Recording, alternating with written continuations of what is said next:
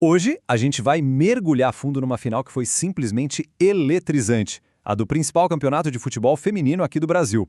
É um verdadeiro confronto de gigantes. De um lado, uma dinastia já consolidada, e do outro, um time numa ascensão histórica. Para a gente entender o que está em jogo de verdade, vamos analisar essa história ponto a ponto. Olha só como a gente vai organizar a nossa conversa. Primeiro, vamos entender o cenário do campeonato. Depois, conhecer a hegemonia de um time e a escalada incrível do outro. Aí a gente revive o primeiro jogo da final e, por fim, projeta o que tudo isso significa para o futuro da modalidade. Então, para começar, vamos botar os pés no chão e entender o palco dessa disputa. Afinal, o que é o Brasileirão Feminino A1 e por que ele é tão importante? Bom, todo ano, 16 dos melhores clubes do Brasil inteiro entram em campo. A competição rola de março a setembro e, no final, todo mundo quer a mesma coisa, né? Levantar o troféu mais desejado do futebol feminino no país. E olha, o equilíbrio dessa liga é uma coisa impressionante.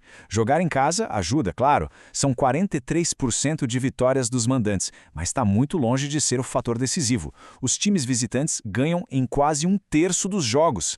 Isso prova a força das equipes que vão para cima em qualquer estádio. É uma disputa onde, de verdade, tudo pode acontecer. E por falar em força, é impossível a gente não destacar o time que tem simplesmente dominado o cenário nos últimos anos. O Corinthians. 6. Guarda esse número. É a quantidade de vezes que o Corinthians, as Brabas, levantou o troféu do Brasileirão. Elas não são só as atuais campeãs, elas são as maiores vencedoras da história do campeonato. É uma dinastia, não tem outra palavra. E esse domínio todo não fica só aqui no Brasil, não. Além dos 6 títulos nacionais, o Corinthians é o maior campeão da Libertadores, que é o principal torneio da América do Sul. São 5 taças. É um poder que se estende por todo o continente. E claro, todo esse sucesso tem uma base muito sólida, um elenco que, nossa, é recheado de estrelas. Pensa só, no meio, Gabi Zanotti comanda o time com toda a sua experiência. Lá na frente, a Vika Albuquerque é uma máquina de fazer gols, a maior artilheira da história do clube. E lá atrás, a segurança tem nome. Érica, zagueira com um baita histórico na seleção. Elas são a espinha dorsal desse time multicampeão. Mas, do outro lado do campo, a gente tem um time que está reescrevendo a própria história e desafiando essa ordem estabelecida. Vamos falar do Cruzeiro. As Cabulosas, como são conhecidas, fizeram uma temporada que foi, assim, espetacular. Elas superaram todas as campanhas anteriores e, pela primeira vez na história, chegaram na grande final. Um feito e tanto. A jornada do time é uma história de evolução constante e é impressionante de ver.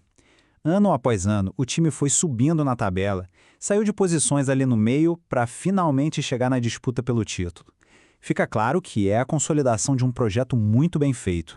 E uma parte enorme dessa campanha histórica vem, claro, do poder de fogo lá na frente. Nomes como Letícia Ferreira, Marília e Bianca Brasil foram decisivos demais, sabe? Marcando gols importantes e provando que o time tinha um ataque necessário para sonhar com essa final. Então, com esse cenário todo montado, a dinastia de um lado e a ascensão do outro, o palco estava pronto para o primeiro ato da final lá em Belo Horizonte. E logo no comecinho do jogo, a força do Corinthians já deu as caras. A Gi Fernandes achou o caminho do gol e colocou as Brabas na frente, já mostrando por que elas são as atuais campeãs. Mas o Cruzeiro, jogando em casa, empurrado pela torcida, não se deixou abater nem um pouco. A reação veio ainda no primeiro tempo, com um golaço de cabeça da Marília, que empatou tudo e incendiou o jogo. Já no segundo tempo, a experiência do Corinthians falou mais alto. E quem apareceu? A veterana Gabi Zanotti, sempre decisiva, estava lá na área para colocar as visitantes na frente de novo. E quando já parecia que o Corinthians ia levar essa vitória para casa, o Cruzeiro mostrou uma resiliência incrível. Numa bola parada, a Isabela subiu mais alto que todo mundo e empatou o jogo de forma heróica, levando a torcida à loucura.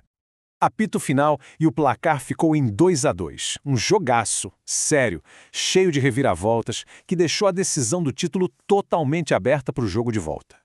Tá, e depois desse jogaço todo, o que essa final, esse resultado, significa para o futuro do campeonato? O que realmente está em jogo?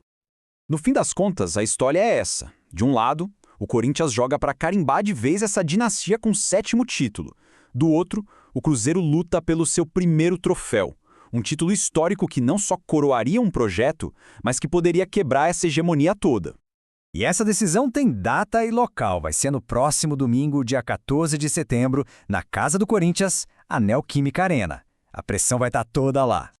Por isso, essa final é muito mais do que só uma disputa por um troféu, sabe? Ela pode ser um sinal de uma mudança de verdade no equilíbrio de forças do futebol feminino aqui no país. E a pergunta que fica no ar é essa: será que a gente está vendo nascer uma nova grande rivalidade? Bom, a resposta para isso a gente vai ter no domingo.